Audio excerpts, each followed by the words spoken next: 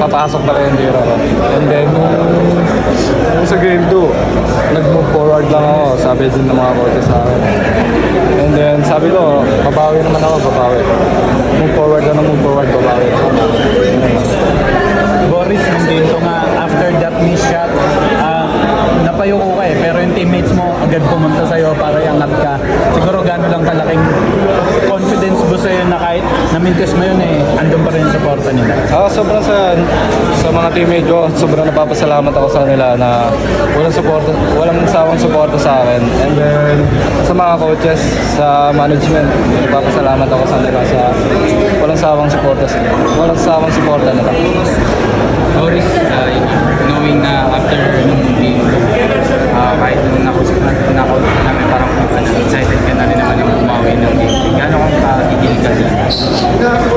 Hindi naman ako sobrang gigil din kanina.